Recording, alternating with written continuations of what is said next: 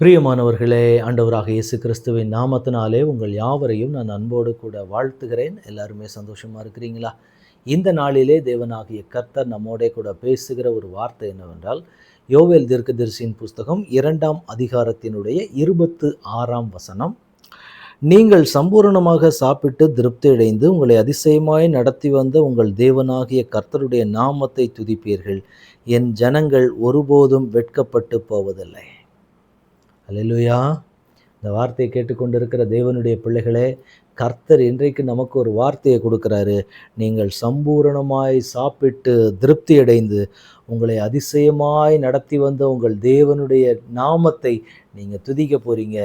அவருடைய ஜனங்கள் என்ன செய்ய போகிறதில்ல அப்படின்னா, வெட்கப்பட்டு போக போவது கிடையாது.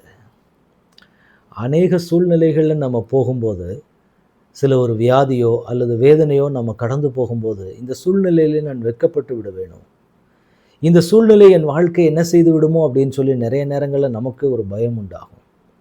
ஆனால் ஆண்டவர் இன்றைக்கு நமக்கு ஒரு அழகான ஒரு வாக்குத்தத்தத்தை கொடுக்குறாரு. என்ன அப்படின்னு பார்த்தீங்கன்னா, நீங்கள் சம்பூரணமாய் சாப்பிட்டு திருப்தி அடைந்து உங்களை அதிசயமாய் நடத்தி வந்த தேவன். கொஞ்சம் யோசிச்சு பாருங்கள், ஆண்டவருடைய நடத்துதல்கள் எல்லாமே நம்முடைய வாழ்க்கையில் அதிசயமாக தானே இருக்குது. ஒவ்வொரு நாளும் தேவன் நம்மை பாதுகாக்கிறது. ஒரு சில காரியங்களை நம்ம புரிந்து கொள்ளணும். நமக்கு விரோதமாக எத்தனை மனிதர்கள் இருக்கிறாங்க, எத்தனை காரியங்கள் நமக்கு விரோதமாக இருக்குன்னு கர்த்தர் நமக்கு ரொம்ப வெளிப்படுத்தாத வரைக்கும் நமக்கு பிரச்சனை கிடையாது. கொஞ்சம் உங்களுக்கு வெளிப்படுத்தி காமிச்சார்னு வைங்க, நம்ம நிலைமை ரொம்ப மோசமாகும். ஏன்னா அத்தனை பேர் நமக்கு விரோதமாக நின்று கொண்டு இருக்கிறாங்க, விரோதமான காரியங்களை செய்து கொண்டு இருக்கிறாங்க.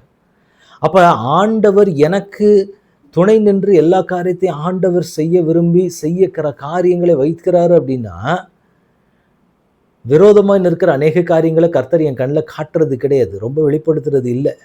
அதனால நமக்கு ரொம்ப தெரியலை, சுற்றிலும் நமக்கு ரொம்ப நல்லவங்க இருக்கிற மாதிரி நம்ம நினச்சிட்டு இருக்கிறோம். ஆனால் தேவன் எதிர்பார்க்கிற ஒன்று என்னன்னா, எனக்கு விரோதமாக நிற்கிற ஒரு பெரிய கூட்டம் இருக்கிறாங்க, அவங்களையெல்லாம் கர்த்தர் என் கண்ணுக்கு முன்னாடி காட்டுனாரு அப்படின்னா அந்த காரியங்கள் ரொம்ப பயங்கரமாக இருக்கும். அப்போ அத்தனை காரியங்களிலிருந்தும் நம்ம இன்றைக்கு வரைக்கும் நடத்தித்தானே இருக்கிறாரு. விரோதமாக எழும்புறவங்க ஒரு பக்கம் கொக்கரிக்கிறாங்க, விரோதமாக பேசுகிறவங்க ஒரு பக்கம் இருக்கிறாங்க, எல்லா காரியங்களையும் செய்கிறாங்கன்னாலும் யாருமே நம்மளை சேதப்படுத்த முடியலையே.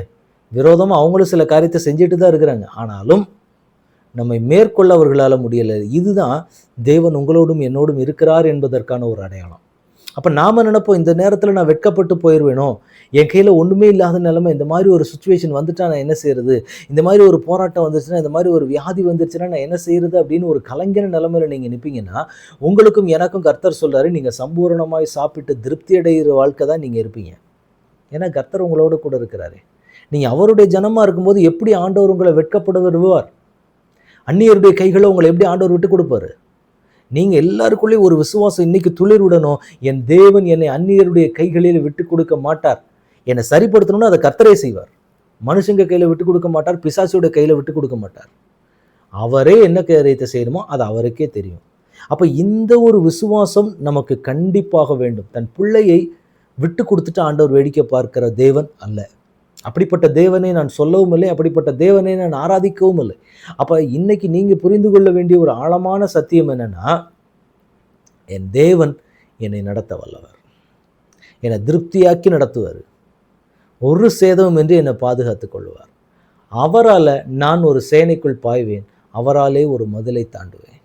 என் தேவன் என் கூட இருக்கிறாருன்றதுனால நான் என்ன வேணாலும் நான் செய்வேன். அது எத்தனை பேர் தடுத்தாலும் சரி, என்ன ஆனாலும் சரி. ஆனால் எனக்கு வெட்கம் அனுபவிக்கிற சூழ்நிலை என் லைஃப்பில் கிடையவே கிடையாது.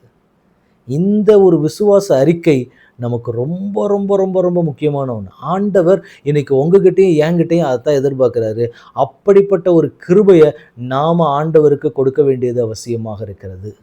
அப்போ இந்த வார்த்தை கேட்டுக்கொண்டு இருக்கிற தேவனுடைய பிள்ளைகளுக்கு கர்த்தர் சொல்லிக்கிற ஒரு ஆழமான ஒரு காரியம் என்னென்னா, நீங்கள் சம்பூரணமாய் சாப்பிட்டு திருப்தி அடைய போகிறீங்க. உங்களை அதிசயமாய் நடத்தி வந்த தேவனை துதிச்சிட்டு நீங்கள் வெட்கப்பட்டு போகாமல் தலை நிமிர்ந்த ஒரு வாழ்க்கையை வாழ போகிறீங்கன்னு ஆண்டவர் இன்றைக்கு நமக்கு வாக்குத்தத்தம் பண்ணுகிறார். அல்லேலூயா! இந்த வார்த்தையை கேட்டுக்கொண்டு இருக்கிற பிள்ளைகளை, என்ன தடை வருது நம்ம வாழ்க்கையில், என்ன போராட்டம் இருக்குது, எத்தனை மனிதர்கள் நமக்கு விரோதமாக எழும்புறாங்க, நமக்கு விரோதமாக என்னென்ன காரியங்களை செய்கிறாங்களோ, என்னென்னலாம் பண்ணுறாங்களோ பண்ணட்டும். ஆனால் நமக்கு எப்படி தான் கிடைக்க போகுதுன்னா, நம்ம திருப்தியாக சாப்பிட போகிறோம், திருப்தி நிறைந்த ஒரு வாழ்க்கைக்குள்ளே வாழ போகிறோம். ஏன்னா கர்த்தர் என் கூட இருக்கிறதுனால நான் வெட்கப்பட்டு போக மாட்டேன். அல்லேலூயா. இன்றைக்கு உங்ககிட்டயும் என்கிட்டயும் தேவனாகிய கர்த்தர் எதிர்பார்க்கிற ஒரே விஷயம் இது மட்டும்தான்.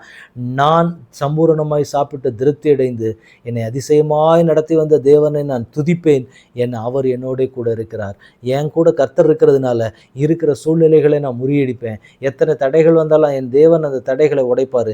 நான் அவருடைய சத்தத்தை கேட்டு நடக்கிற அவருடைய பிள்ளையாக நான் நிற்பேன். எல்லா தடைகளையும் என் வாழ்க்கையில் மாறும். சூழ்நிலைகள் எல்லாம் மாறும். என் தேவன் என்னோட கூட இருக்கிறாரு அப்படின்னு சொல்லி விசுவாசிக்கிற ஒரு விசுவாச அறிக்கையை தேவன் இடத்துல, உங்களிடத்திலும் என்னிடத்திலும் எதிர்பார்க்கிற காரியம். அப்போ ஆண்டவரிடத்தில் இன்னைக்கு நம்ம சொல்லலாம், ஆண்டவரே நாங்கள் சம்பூரணமாக வாழ போகிறோம்.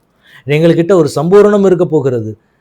நாங்கள் எந்த சூழ்நிலையிலையும் வெட்கப்பட்டு போவது கிடையாது. ஆண்டவரிடத்தில் அப்படியே ஒப்புக் கொடுக்கலாமா?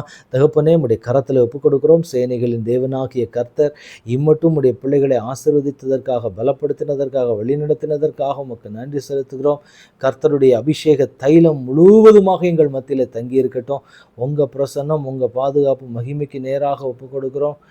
எந்த காரியமாக இருந்தாலும் என் தேவன் எங்களோட கூட இருந்து நடத்துங்க. விரோதமாய் நிற்கிற சத்ருவினுடைய போராட்டங்கள், தடைகள் இயேசுவின் நாமத்தில் மாறும்படி உங்கள் கரத்துக்குள்ளே ஒப்புக் கொடுக்கிறோம்.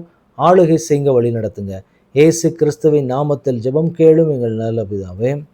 ஆமேன், ஆமேன், ஆமேன். God bless you.